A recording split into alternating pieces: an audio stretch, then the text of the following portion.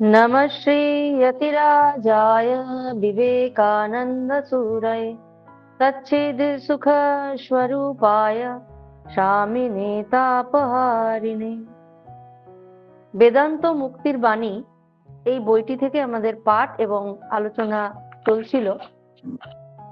গতদিনে আমাদের বোধহয় প্রাচ্যের বীরবাণী এই অংশটা থেকে পাঠ হচ্ছিল, তাই তো?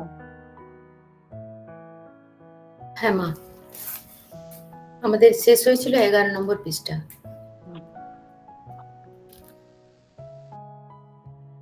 আজকে 11 নম্বর পৃষ্ঠার 3 নম্বর প্যারা থেকে আমাদের শুরু হবে।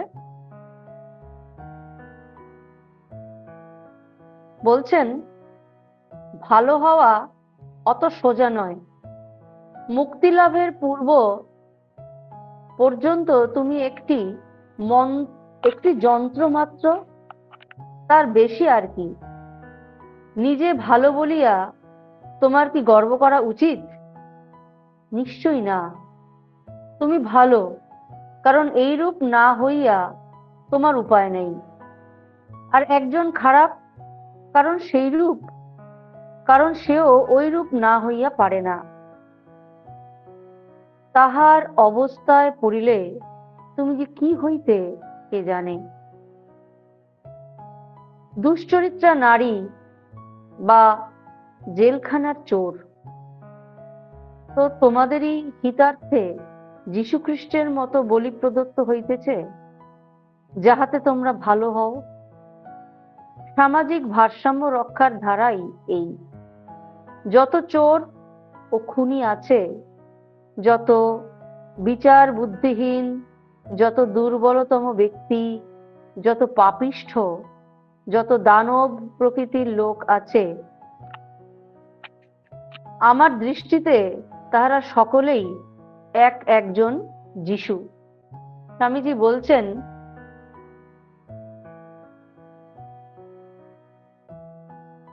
বলছেন যে ভালো হওয়া অত সহজ নয়। আমরা বলি যে ভালো ভালো বিষয়টা কিন্তু অনেকটা ব্যক্তি বিশেষ বা সময় বিশেষ বা অবস্থা বিশেষের উপর নির্ভর করে। আমরা বলি সাধারণভাবে, কথায় কথায় বলি যে মেয়েটি বেশ ভালো বা ছেলেটি বেশ ভালো। এবার আমি তাকে ভালো বলছি আমার দৃষ্টিভঙ্গি দিয়ে, মানে আমার দৃষ্টিভঙ্গিতে, আমার মতে কি কি বিষয়গুলো ঠিকঠাক হলে সে ভালো হয়, সেই অনুযায়ী সে পাশ করে গেল যে সে ভালো। আরেকজন বলবে ঠিক আছে, মোটামুটি, খুব ভালো না। আরেকজন বলবে না না, একে ঠিক ভালো বলা যায় না। তবে এমন একটা ব্যাপার আছে যে সমাজে কতগুলো জিনিস করলে পরে বা কিছু কিছু ভাবে চললে পরে, কিছু নিয়ম পালন করলে পরে তাকে আমরা ভালো বলে একটা লেবেলিং করে দিই, আর কিছু কিছু জিনিস করলে তাকে আমরা খারাপ বলে লেবেলিং করে দিই। এটা চিরকালের একটা ধারা। স্বামীজি বলছেন ভালো হওয়া অত সহজ নয়। তাহলে স্বামীজি এই কথাটা কেন বলছেন যে ভালো হওয়াটা সহজ নয়?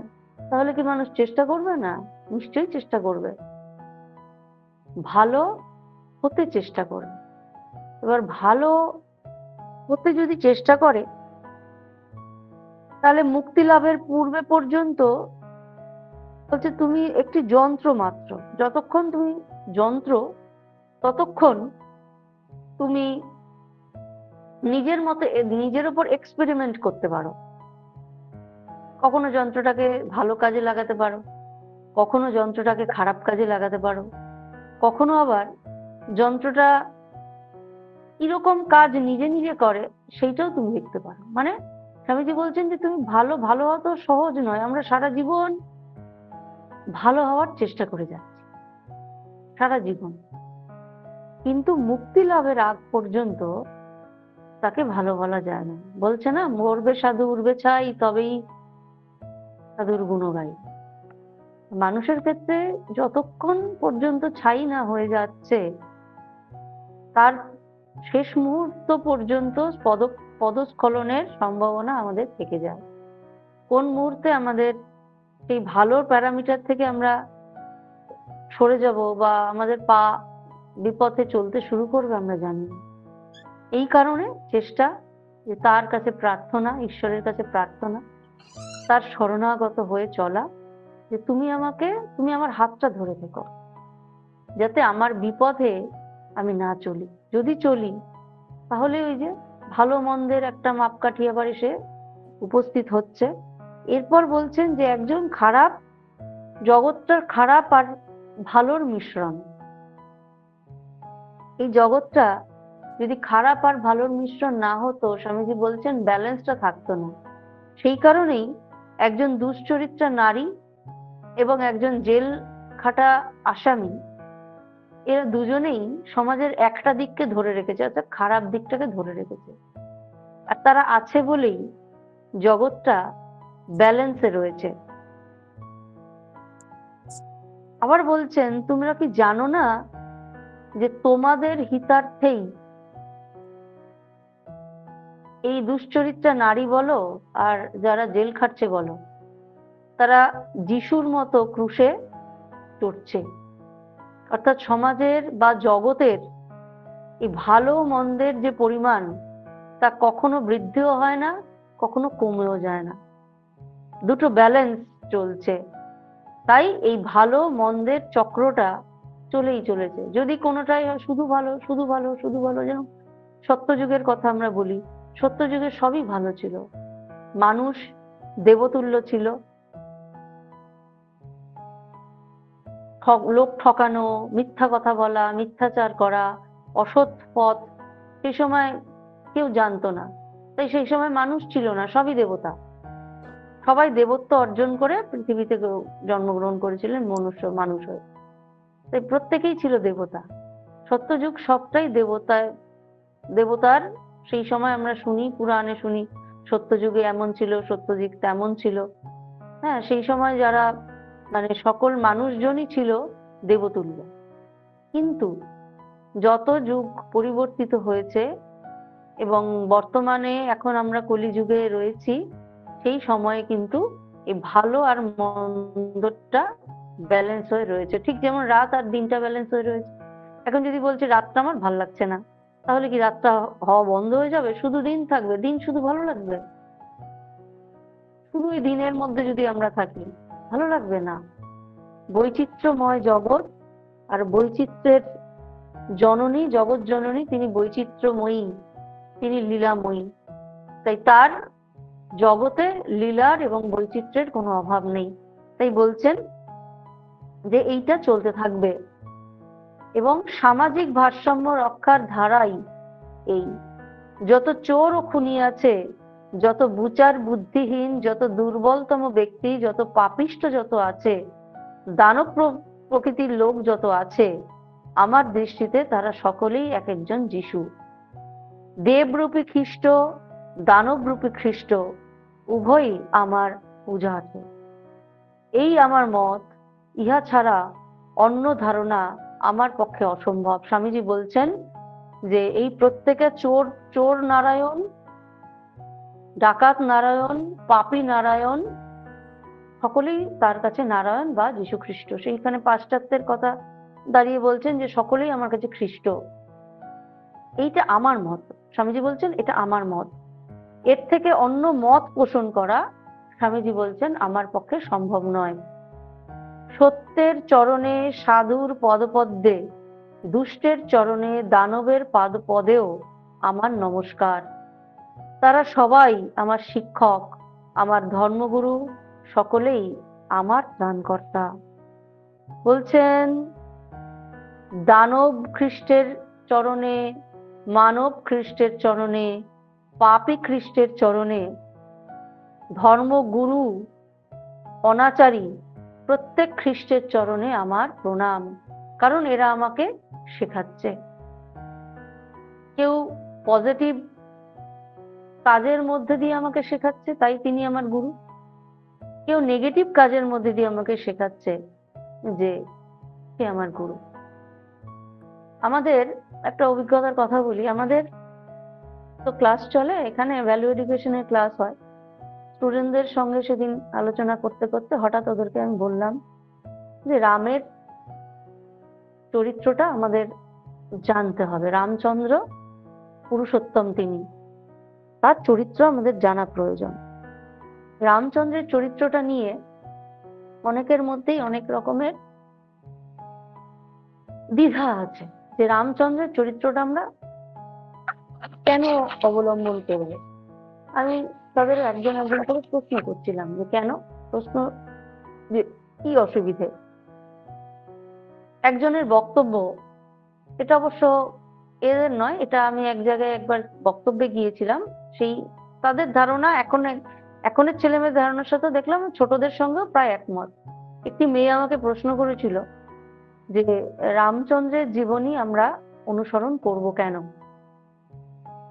আমি যেটা বলার বললাম, তিনি আদর্শ একজন, তিনি তো অবতার পুরুষ এবং তিনি আদর্শ। বলছেন যে বলছে মেয়েটি যে বর্তমান যুগে দাঁড়িয়ে রামচন্দ্রকে যদি আদর্শ ধরি, তো তিনি তার স্ত্রীর সঙ্গে অন্যায় করেছিলেন। কি অন্যায়? প্রথম কথা, অযোধ্যায় যখন তাকে অযোধ্যা ছেড়ে চলে যেতে হলো জঙ্গলে বা বনে বনবাসের জন্য, তখন সীতা দেবী তার সঙ্গে ছিল, সীতা দেবী তার সঙ্গে গিয়েছেন। তারপর সীতা দেবী যখন হরণ করা হলো, সীতা দেবী রাবণের লঙ্কায় বেশ কিছু দিন বাস করলেন। তারপর রামচন্দ্র তাকে ফিরিয়ে নিয়ে এসেছিলেন। ফিরিয়ে নিয়ে এসে যখন তাকে সিংহাসনে বসানো হলো, তখন পুরাকালে নিয়ম ছিল যে রাজা এবং রানী একই সঙ্গে রাজ সিংহাসনে বসবে, এবং সেই তবেই তা পূর্ণ রাজা, যে সে সঠিক, সম্পূর্ণ এবং সফল রাজা বলে বিবেচিত হবে, এবং যে কোনো দান, যে কোনো যজ্ঞ, যে কোনো পূজা অর্ধাঙ্গিনী সহযোগে রাজা সেটা সম্পন্ন করবেন। কিন্তু যখন তিনি সীতা দেবীকে নিয়ে রাজ সিংহাসনে উপবেশন করলেন, তখন হঠাৎ তার কানে এলো যে সীতা দেবীর পবিত্রতা নিয়ে নানান প্রশ্ন প্রজাদের মধ্যে ঘুরে বেড়াচ্ছে। তারা সীতা দেবীকে ঠিক পবিত্র নারী বা মা বলে, মানে রানীমা বা আমাদের জননী বলে তাকে স্বীকার করতে তাদের দ্বিধাবোধ করছে, কারণ তার পবিত্রতা নিয়ে নানান আলোচনা চলছে। যখন এইরকম একটি অবস্থা দাঁড়ালো, তখন সীতা দেবীর বিচারের একটা ব্যবস্থা হলো, ইত্যাদি ইত্যাদি, প্রজারা কি বলছেন, এবং তার ফলে সীতা মাকে বনবাসে পাঠিয়ে দেওয়া হলো। তার পবিত্রতাটা যেহেতু প্রমাণ করা সম্ভব হলো না, বা অগ্নি পরীক্ষা হলো ইত্যাদি। তা এই যে বারবার করে তিনি মানে স্যাক্রিফাইস করছেন, আমাদের মা সীতা মা স্যাক্রিফাইস করছেন, এই বিষয়টি ওই মেয়েটিকে একটু দুঃখ দিয়েছিল, যে বারবার তিনিই কেন স্যাক্রিফাইস করছেন, তাকেই কেন পরীক্ষার মুখে ফেলতে হচ্ছে। তিনি তো পবিত্র, এবং তাকে সুন্দর রামচন্দ্র বারবার করে তাকে পরীক্ষার মুখে ফেলছেন, তাকে বনবাসে থাকতে হচ্ছে, ইত্যাদি ইত্যাদি, অগ্নি পরীক্ষা হচ্ছে। এটা তো ঠিক নয়, তাহলে তো তিনি আদর্শ স্বামী নন। এইটা হচ্ছে রামচন্দ্রের চরিত্রটা, এই কারণে তারা খুব একটা বর্তমান আধুনিক চিন্তাধারায় ছেলেমেয়েরা বলছে যে এইটা কেন হবে। কিন্তু তখনই বুঝতে হবে, তখনই তাদের উত্তর দিয়েছিলাম আমি, এবং বা এটাই হওয়া উচিত বলে আমার মনে হয়েছে। সেটা হলো, অবতার তো যখন আসেন, ভগবান যখন পৃথিবীতে আসেন, তখন তার সঙ্গে ভগবতীও সঙ্গে করে আসেন, এবং তাদের কর্ম, তাদের জীবনযাপন, তাদের আচরণ, এইগুলির মধ্যে দিয়ে আমাদের শিক্ষা দিতে আসেন। এবং তাদের আচরণ, তাদের শিক্ষাটাই আমাদের জীবনের একটা আদর্শ হয়ে ওঠে, যে আমি এই আদর্শে চলবো। রামচন্দ্র তাই করেছিলেন, রামচন্দ্র তাই করেছিলেন। এবং সীতা মা যে এই বিষয়টা নিয়ে ভীষণ রামচন্দ্রকে ভুল বুঝেছিলেন, তা নয় কিন্তু। হ্যাঁ, মা তার সতীত্ব প্রমাণ করেছেন, তার পবিত্রতা প্রমাণ বারবার করেছেন, তা সত্ত্বেও তিনি বনবাস যাপন করেছেন, অগ্নি পরীক্ষা দিয়েছেন ইত্যাদি। তার আচরণটা আমাদের কাছে অনুসরণীয়। রামচন্দ্রের আচরণটা আমাদের অনুসরণীয়। রামচন্দ্র তার প্রজা বাৎসল ছিলেন, প্রজারা ছিল তার সন্তানের মতো। এবং পিতা যখন সন্তানের কোনো আচরণ বা কোনো কথা বা কোনো কিছুর প্রশ্নের মুখে পড়ে, তখন মা যদি পিতার সঙ্গ না দেয়, তখন পিতাকে কিন্তু একটা অন্যায় অপবাদের মধ্যে পড়তে হয়। মা কিন্তু সেটা করেন না। তাই সীতা দেবী, উনি কিন্তু জঙ্গলে গিয়েছিলেন, অগ্নি পরীক্ষাও দিয়েছিলেন। এইটা হচ্ছে শিক্ষা। অগ্নি পরীক্ষা কি? অগ্নি পরীক্ষা কি আগুন জ্বালিয়ে তার মধ্যে বসিয়ে দেওয়া? না। অগ্নি পরীক্ষা মাও দিয়েছেন, আমাদের জগৎজননীও দিয়েছেন। তিনি যখন সীতা রূপে এসেছিলেন তখনও দিয়েছেন, যখন রাধা রূপে এসেছিলেন তখনও দিয়েছেন। আমাদের মায়ের কথা তো আমরা জানি। আমরা মায়ের যে সারাটা জীবনের যে ত্যাগ, সেই আর যে প্রচন্ড পবিত্র একটা জীবনযাপন, সেটা তো আর কিছু আমার বলার অপেক্ষা রাখে না। যাই হোক, তা সেইটাই এখানে স্বামীজি বলছেন যে যে পাপ পুণ্য, তারপরে ধর্মগুরু, ধর্মগুরু যদি যে প্রসঙ্গে আমি বলছিলাম, ধর্মগুরু যদি রামচন্দ্র হন, তাহলে ধর্মগুরু রাবণও। শ্রীকৃষ্ণ যদি ধর্মগুরু হন, তিনি যদি অবতার হয়ে আমাদেরকে গুরু রূপে আমাদের সামনে প্রতিষ্ঠিত হন, তাহলে কংসও আমাদের ধর্মগুরু। যদি শ্রীকৃষ্ণ অর্জুনকে তার প্রকৃত উদ্দেশ্য সম্পর্কে অবগত করেছিলেন, তবে অর্জুনের কাছ থেকে আমরা যা শিখবো, দুর্যোধনের কাছ থেকেও কিন্তু আমাদের সেটাই শিক্ষা।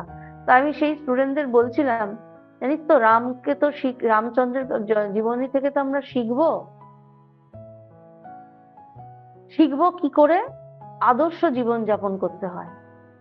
আর রাবণের জীবন থেকে আমরা শিখবো কি করে আদর্শহীন জীবন যাপন না করতে হয়। জীবনযাপন মানে চিন্তা ভাবনা, নিজের ভাবনাটাকে, নিজের কার্যটাকে এগিয়ে নিয়ে যাওয়া। রামচন্দ্র অবতার পুরুষ, তার আচরণ হচ্ছে তুমি জীবনটাকে কি করে আদর্শ পথে নিয়ে যেতে পারো। আর রাবণের জীবনটা হচ্ছে কি করে তুমি অহংকারের মধ্যে দিয়ে নিজেকে সর্ব বা ধ্বংসের পথে নিয়ে যেতে পারো। তাহলে আমরা জীবনে কোনটা ফলো করব আর কোনটা ফলো করব না, দুটো শিক্ষাই যারা দেয়, তারা দুজনেই আমাদের গুরু। স্বামীজি এখানে তাই বলছেন, ধর্মগুরু তাই সাধুর পাদপদ্মেও তিনি প্রণাম জানাচ্ছেন, তেমনি দুষ্টের চরণেও তিনি প্রণাম জানাচ্ছেন। এরপর বলছেন, তারা সবাই আমার শিক্ষক, আমার ধর্মগুরু সকলেই আমার ত্রাণকর্তা। কাহাকেও আমি অভিশাপ দিই, কিন্তু তবু তাহার পতনের ফলে কাহাকেও হয়তো আমি অভিশাপ দিই, কিন্তু তবু তাহার পতনের ফলে উপকৃত হই। আবার অপরকে হয়তো আশীর্বাদ করি, আর তাহারও সৎকর্মের ফলে উপকৃত হই। বলছেন কারোর পতনের জন্য আমরা যদি মন দিয়ে কখনো রামায়ণ শুনি বা মহাভারত শুনি, বা এখন তো টিভিতে মানুষ দেখছে, দুর্যোধনের কাণ্ড কারখানা দেখলে একেবারে যেন তাকে অভিসম্পাত করতে ইচ্ছা হয়, যে কি দুষ্ট রে বাবা, দুঃশাসন, সেই দ্রৌপদীকে অপমান করে তার চুলের মুঠি ধরে টেনে নিয়ে আসছি, কি সাংঘাতিক দুষ্ট, তাকে অভিশাপ দিচ্ছি যে তার পতন হয়েছিল এবং প্রতি মুহূর্তে তার পতন হচ্ছে, এবং তাতে আমি উপকৃত হলাম। কি উপকৃত হলাম? তার চরিত্রের যে অপগুণ বা দোষগুলো আমি কখনোই অবলম্বন করব না, এইটার থেকে আমরা সেইটা উপকৃত হলাম। আবার অর্জুন, যুধিষ্ঠির, ভীম, নকুল, সহদেব, এদের চরিত্রগত যে গুণগুলো, তাদেরকে দেখে আমরা মুগ্ধ হই, তাদেরকে যেন আশীর্বাণী করতে ইচ্ছে হয়। কেন? তাদের ওই গুণগুলো দেখে আমরা মুগ্ধ হয়েছি এবং তাদের ওই গুণে আমরা সমৃদ্ধ হয়েছি। তাই স্বামীজি বলছেন যে দুটোতেই আমরা কোনটায় উপকৃত হচ্ছি? দুটোতেই উপকৃত হচ্ছি, কারণ দুটোই আমাকে শিক্ষা দিচ্ছে। আমার এখানে উপস্থিতি যতটা সত্য, আমি যাহা বলিলাম তাহাও ততখানি সত্য। পতিতা নারীকে দেখিয়া আমাকে নাসিকা কুঞ্চিত করিতে হয়, কারণ সমাজ তাহাই চায়। যদিও সে আমার ত্রাণকর্ত্রী, যদিও তার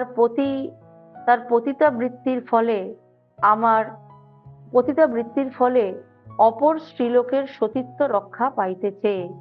কথাটি ভাবিয়া দেখো। স্ত্রী পুরুষ সকলেই মনে মনে কথাটি ভালো করিয়া বিচার করিয়া দেখো। কথাটি সত্য, নিরাবরণ নির্ভীক সত্য।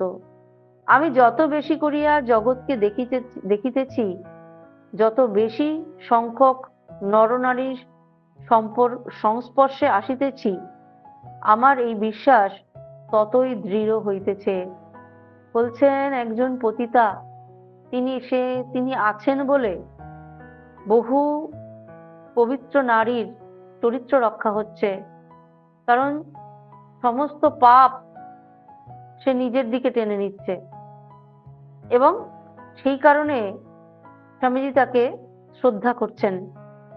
এবং এই কথাটি কত বড় সত্য বলছেন, প্রত্যেক নারী এবং পুরুষ, স্ত্রী এবং পুরুষ, আপনারা কথাটা বিচার করে দেখবেন। এই কারণেই আমরা জানি একবার সেই বেলুড়ে কিছু বারবনিতা এসছিলেন দর্শন করতে।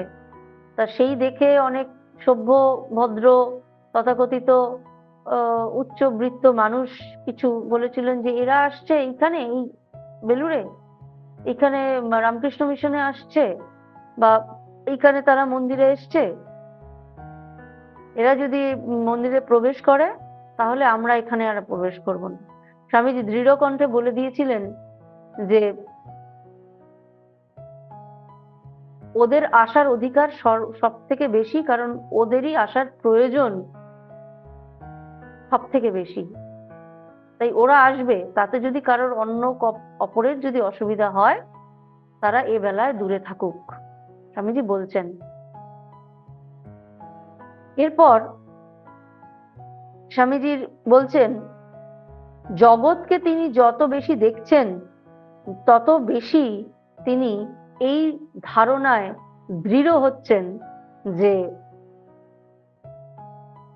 সমাজের বা জগতের ভালো এবং মন্দ দুটোই ব্যালেন্স, বা দুটোই একেবারে সমান্তরাল ভাবে হয়ে চলেছে। কোনো একটি বেশি বা একটি কম হলে হয়তো জগতের এই ভারসাম্য নষ্ট হবে। এরপর বলছেন,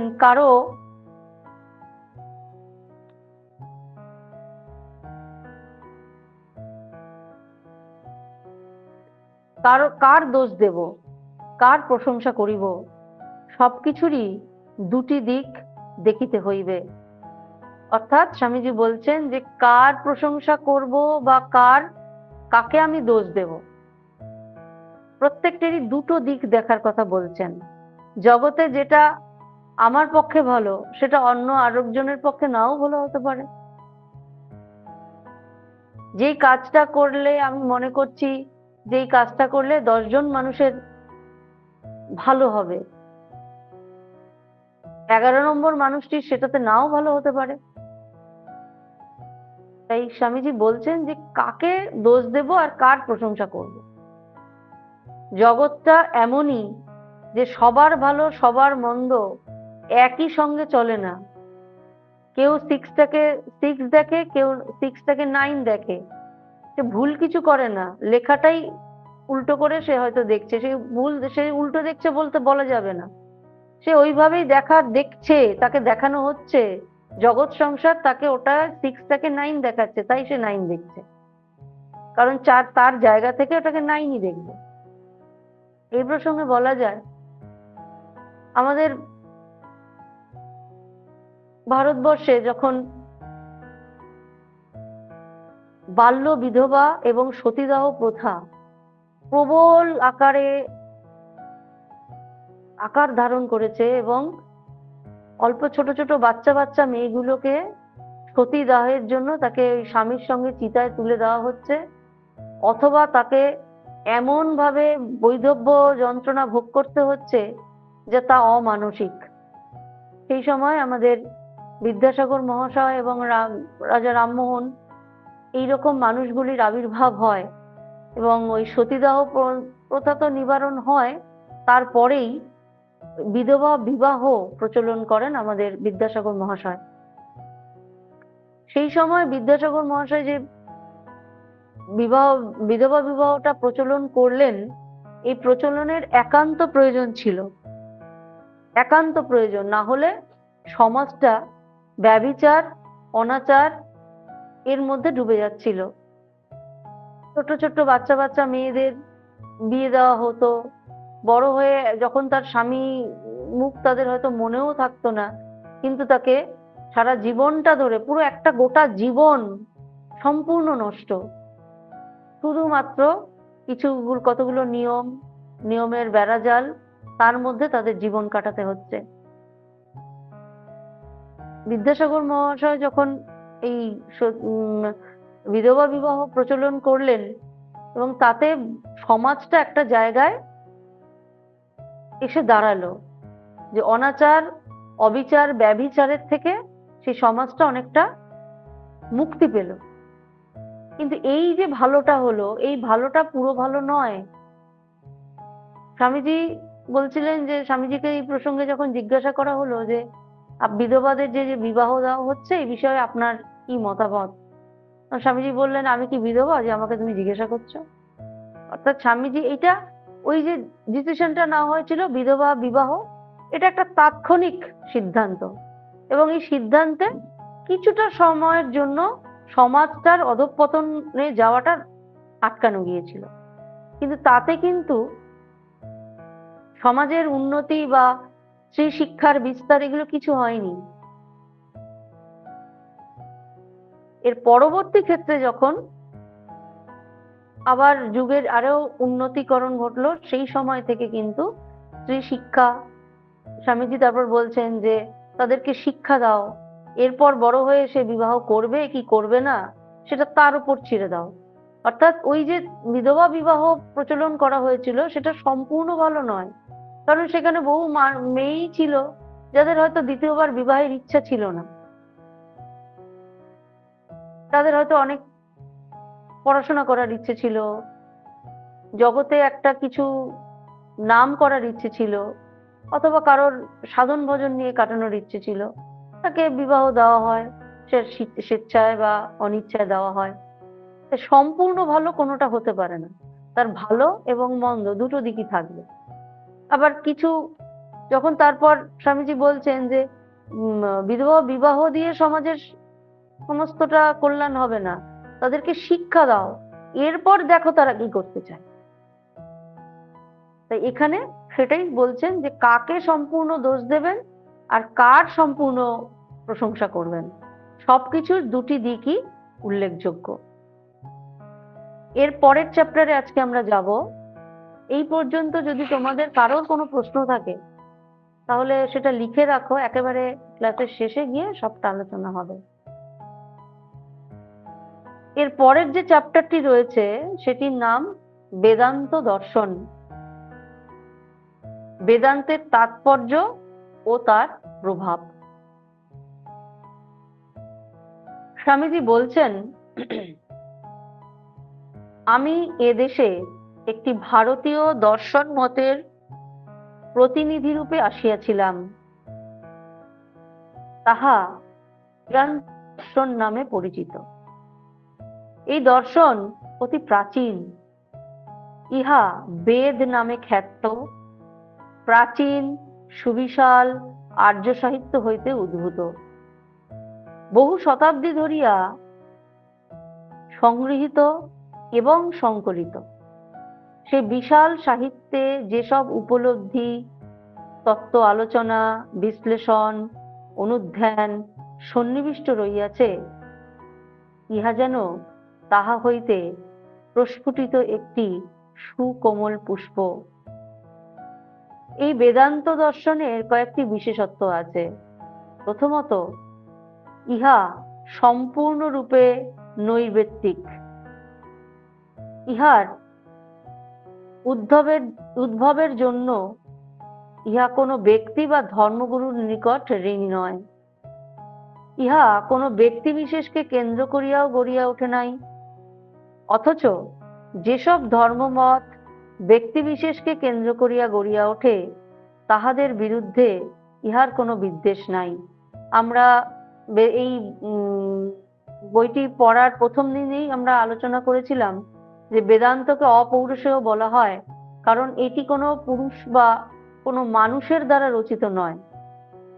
এটি ঋষিরা তাদের ধ্যানের গভীরে এই বেদ বা উপনিষদের মন্ত্রগুলো দর্শন করেছিলেন স্বর্ণাক্ষরে, সুবর্ণ অক্ষরে বলা যেতে পারে, এবং সেইগুলো তারা দর্শন করেছিলেন ধ্যানের গভীরে গিয়ে। এবং সেই মন্ত্রগুলি দেখা বা এই শ্লোকগুলি দেখার মধ্যে দিয়ে তারা সেই শ্লোকটাকে শুধু দেখেনি, দর্শনই করেনি, শ্লোকগুলোকে উপলব্ধি করেছিলেন তাদের অন্তরে। তাই স্বামীজি এখানে বলছেন যে বেদান্ত বা বেদ বা উপনিষদ এগুলি কোনো পুরুষের কাছে বা কোনো মানুষের কাছে বা কোনো ব্যক্তির কাছে ঋণী নয়। ইহা কোনো ব্যক্তিকে কেন্দ্র করেও গড়ে ওঠে নাই। কিন্তু যেসব ধর্মমত কোনো ব্যক্তিকে কেন্দ্র করে গড়ে উঠেছে, তাদের সঙ্গেও বেদের কোনো বিরোধ নাই। পরবর্তীকালে ভারতবর্ষে ব্যক্তি বিশেষকে কেন্দ্র করিয়া বহু দর্শন মত, ধর্মতন্ত্র গড়িয়া উঠিয়াছে, যথা বৌদ্ধ ধর্ম কিংবা আধুনিক কালের কয়েকটি ধর্মমত। খ্রিস্ট ও মুসলমান ধর্মাবলম্বীদের মতো এই সকল ধর্ম সম্প্রদায়ের প্রত্যেকটির একজন ধর্ম নেতা আছেন এবং তাহারা তাহার সম্পূর্ণ অনুগত। কিন্তু বেদান্ত দর্শনের স্থান যাবতীয় ধর্মমতের পটভূমিকায়। বেদান্তের সহিত পৃথিবীর কোনো ধর্ম বা দর্শনের বিবাদ বা বিংশবাদ নাই। বলছেন যে বেদ উপনিষদ যেহেতু কোনো মানুষ দ্বারা প্রসূত নয়, কোনো মানুষ এটিকে সৃষ্টি করেননি, এবং পরবর্তী ক্ষেত্রে যে সকল ধর্ম মত তৈরি হয়েছে বা যে সকল ধর্মমতগুলি গড়ে উঠেছে বা সম্প্রদায়গুলো গড়ে উঠেছে, সেগুলো কোনো না কোনো মানুষের দ্বারা সৃষ্ট বা তাকে কেন্দ্র করে সৃষ্ট। কিন্তু তাদের সঙ্গেও বেদের কোনো রকমের বিবাদ নাই। বেদান্ত দাবি করে যে ইহা পৃথিবীর সব ধর্মের মধ্যেই নিহিত রহিয়াছে। বলছেন যে সব ধর্মের মধ্যেই এই বেদ বা বেদান্ত নিহিত রহিয়াছে। এই তত্ত্বটি হইল যে মানুষ ব্রহ্মের সহিত অভিন্ন। আমরা আমাদের চতুর্পার্শ্বে যাহা কিছু দেখিতেছি, সকলেই সেই ঐশী চেতনা হইতে প্রসূত। আমরা যে কোনো সম্প্রদায় বা যে কোনো ধর্মের যদি সঙ্গে এই বেদের কথা তুলনা করি, দেখতে পাবো যে প্রত্যেকটি কথাই যেন বেদেরই কথা। মানব প্রকৃতির মধ্যে যাহা কিছু বীর্যবান, যাহা কিছু মঙ্গলময় এবং যাহা কিছু ঐশ্বর্যবান, সেই সবই ওই ব্রহ্ম সত্তা হইতে উদ্ভূত। এবং যদিও তাহা অনেকের মধ্যেই সুপ্তভাবে বিরাজমান, তথাপি প্রকৃতপক্ষে মানুষে মানুষে কোনো প্রভেদ নাই, কারণ সকলেই সমভাবে ব্রহ্মের সহিত অভিন্ন। যে এক অনন্ত মহাসমুদ্রের পশ্চাতে বিদ্যমান রহিয়াছে এবং আমি ও আপনারা সকলেই সেই অনন্ত মহাসমুদ্র হইতে একটি তরঙ্গ রূপে উত্থিত হইয়াছে। স্বামীজি সমগ্র জগৎকে একটি মহাসমুদ্রের সঙ্গে তুলনা করছেন এবং প্রত্যেকটা ব্যক্তি বা প্রত্যেকটা মানুষ, এখানে বলছেন আমি আপনারা, এই আমরা যারা সকলে রয়েছি, তারা যেন সেই মহাসমুদ্রের একটা ছোট্ট ছোট্ট এক একটি তরঙ্গ।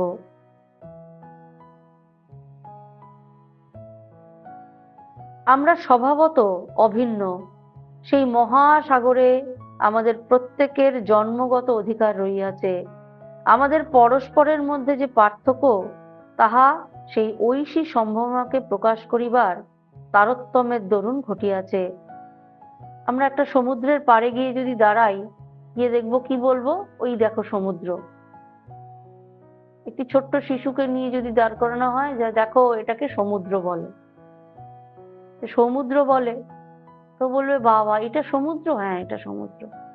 এই দেখো পাড়ে ঢেউটা আসছে, বাহ কি সুন্দর, সমুদ্রের পাড়ে ঢেউগুলো এসে আছড়ে পড়ছে। সমুদ্রের মাঝখানটা দেখো একদম স্থির। সমুদ্রের মাঝখানের যে স্থির জলরাশি আর সমুদ্রের পাড়ে এসে যে ঢেউ, যে জলরাশিগুলো ঢেউ রূপে আছড়ে পড়ছে, সেগুলো প্রকৃতপক্ষে এক।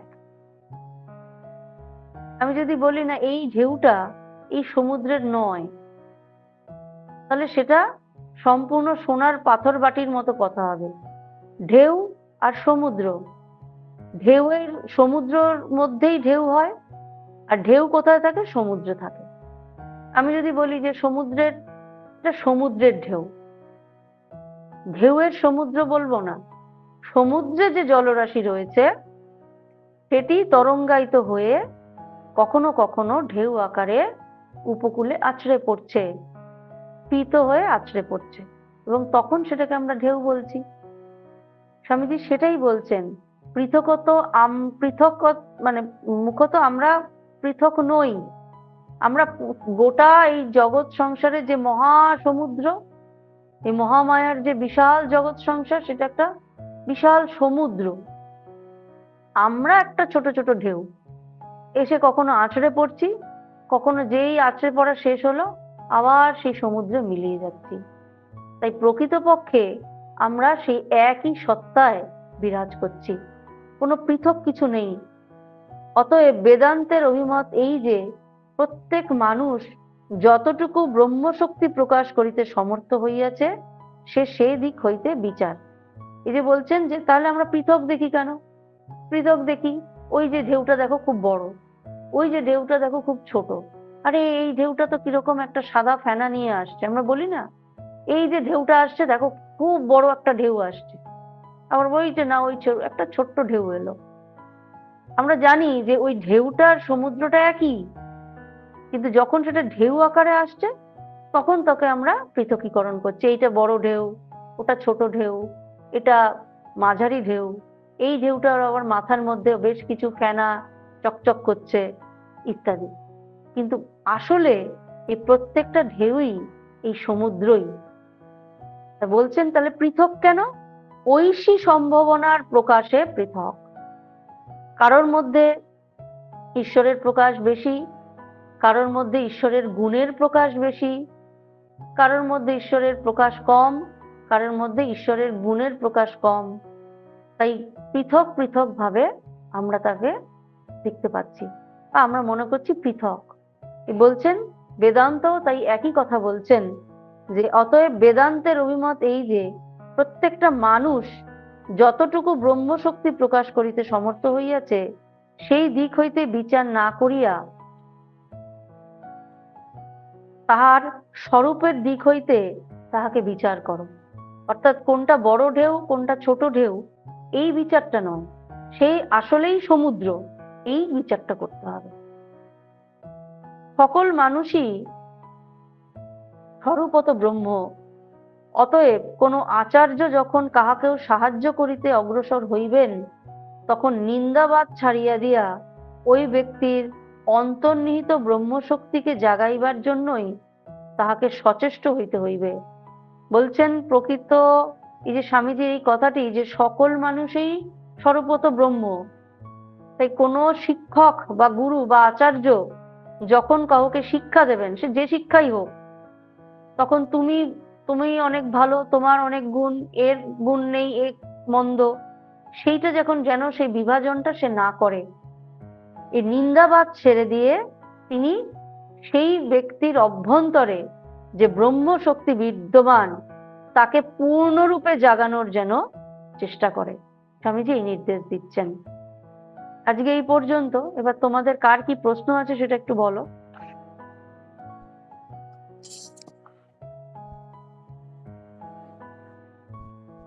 মা, এই যে অনন্ত মহাসমুদ্র, এটা যদি আরেকটু বলেন খুব ভালো।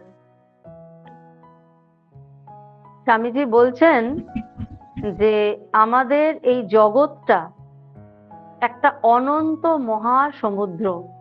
অর্থাৎ আমরা যদি এই জগৎটাকে ভেদাভেদ না করি, ভেদাভেদ মানে মানুষে মানুষে ভেদাভেদ যদি না করি, মানুষে পশুতে ভেদাভেদ যদি না করি, জগতে যে সকল বস্তু রয়েছে সেগুলোকে যদি আমরা একটা সত্তা ধরি, ধরো তোমাকে একটি কুমোরের বাড়িতে পাঠিয়ে দেওয়া হলো, তুমি সেখানে গিয়ে দেখলে যে কোথাও মা দুর্গার মূর্তি সাজানো রয়েছে, কোথাও মা কালী, কোথাও বিষ্ণু, কোথাও ব্রহ্মা, কোথাও মা সরস্বতী, কোথাও আবার ছোট্ট ছোট্ট দুটো পুতুল ওরা খেলা করছে দেখাচ্ছে, কোথাও গণেশ, কোথাও কার্তিক সাজানো রয়েছে।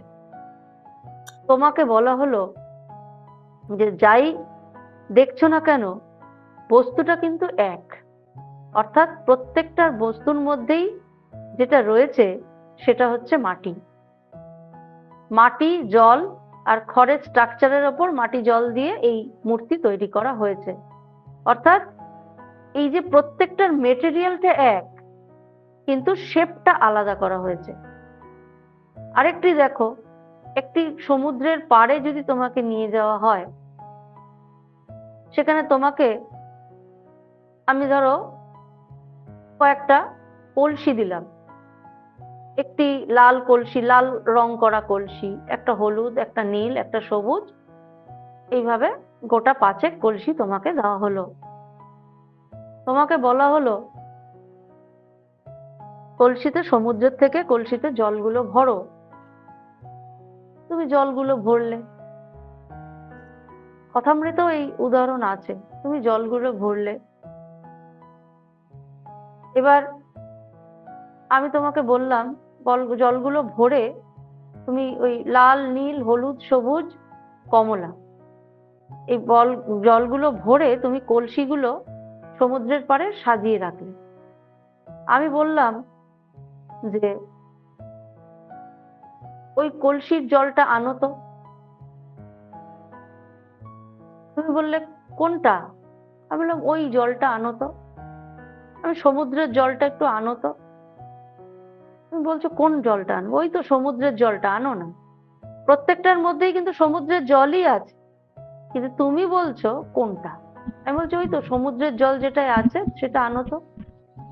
অনেকক্ষণ এরকম বলার পর তুমি বললে না না, সমুদ্রের জল তো আছে, কোন কলসিটা আনবো? আমি বললাম ওই হলুদ কলসিটা নিয়ে এসো। তুমি নিয়ে এলে, কলসিটা রাখলে। এরপর একটা একটা করে কলসি তোমাকে বলা হলো আনতে, তুমি আনলে, এবং প্রত্যেকটার মধ্যেই সমুদ্রের জল, কিন্তু তুমি বললে এটা লাল, এইটা লাল কলসি, এটা লাল কলসির জল, এটা হলুদ কলসির জল, এটা নীল কলসির জল, এটা সবুজ কলসির জল, ইত্যাদি। কিন্তু বেসিক্যালি তার মধ্যে কলসির জলটা আসলে কিন্তু সমুদ্রের জল। বেশ ভালো কথা। এই যে কলসির জলগুলো, এগুলো হচ্ছে আমরা, এগুলো হচ্ছে আমরা। আমাদের শুধু আকার, রং, সীমা এইগুলো আলাদা। ভেতরে কে রয়েছেন? সেই ব্রহ্ম শক্তির পূরণ। এরপর তোমাকে বলা হলো কলসিগুলো সমুদ্রের পাড়ে নিয়ে যাও, ঢেলে দাও জলগুলো সব। তুমি একটা একটা করে কলসির থেকে সমস্ত জল ঢালছো সমুদ্রে, ঢেলে দিলে। আমি বললাম এবার বার করো তো কোনটা লাল কলসির জল আছে, কোনটা হলুদ কলসির জল আছে, কোনটা সবুজ কলসির জল আছে। তুমি বলে কি সেটা সম্ভব নাকি? সম্ভবই নয়, পারবো কি করে? এইটা হচ্ছেন এক, এটা হচ্ছে একের ডেফিনেশন। স্বামীজি এটাই বলছেন, মানে সমুদ্রের জলটাই আছে, রং, রূপ, সীমা, পরিধি শুধু পৃথক পৃথক। আর এইগুলো যদি সরিয়ে দিই, যা পড়ে থাকছেন সেটাই হচ্ছে ব্রহ্মবস্তু। কেমন? হ্যাঁ মা, কি সুন্দর করে বুঝালে, খুব ভালো লাগলো। মা প্রণাম নেবেন। প্রণাম প্রণাম। আমাদের এই আধ্যাত্মিক আলোচনা সভা প্রায় শেষের দিকে, এখন সমাপ্তি সঙ্গীত নিবেদন করবেন আমাদের শ্রদ্ধেয়া সুগতা চক্রবর্তী দিদিকে তার নিবেদন শুরু করার জন্য অনুরোধ করছি।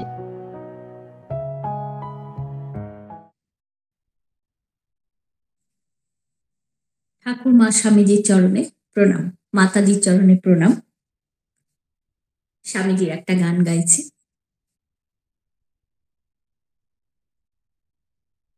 বলো গো ঠাকুর বলো না আমারে, আনিলে কারে সাথে তোমার, ব্রহ্ম তেজ দীপ্ত আনন পুরুষ সিংহকে কুমার, আনিলে কারে সাথে তোমার, বলো গো ঠাকুর বলো না আমারে।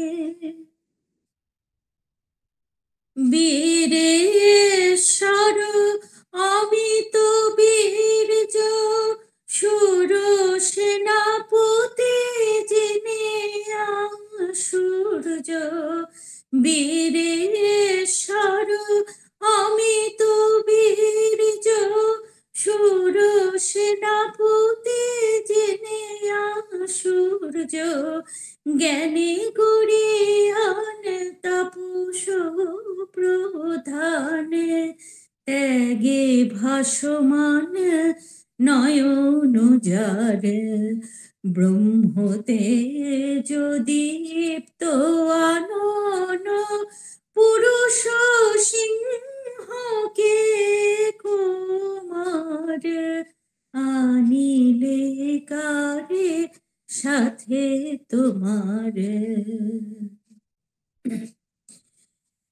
ত্যাগে সুখ দেব প্রেমেতে নারদ, বুদ্ধের মতো হৃদয় যার, জ্ঞানে শিব গুরু শঙ্কর সম, সে কেন লুটায়ে পদে তোমার, হুঙ্কারে যার কাপে ত্রিভুবনে, সে কেন মাগিছে তোমারি চরণ, তোমারি আশিস করিয়া বরণ, সে কি গো ধরিবে ধরার ভার, ব্রহ্ম তেজ দীপ্ত আনন পুরুষ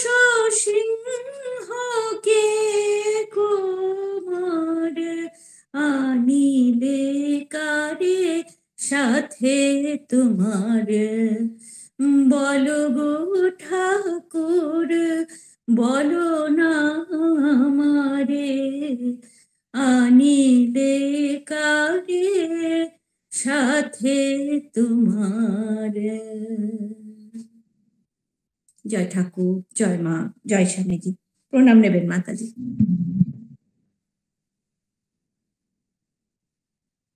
মাতাজির শ্রীচরণে আবারও ভক্তিপূর্ণ প্রণাম নিবেদন করি। উপস্থিত সমস্ত ভক্ত মন্ডলী চরণে প্রণাম জানিয়ে শ্রী শ্রী ঠাকুরমা স্বামীজির চরণে প্রণাম জানিয়ে আজকের মতো সান্ধ্যকালীন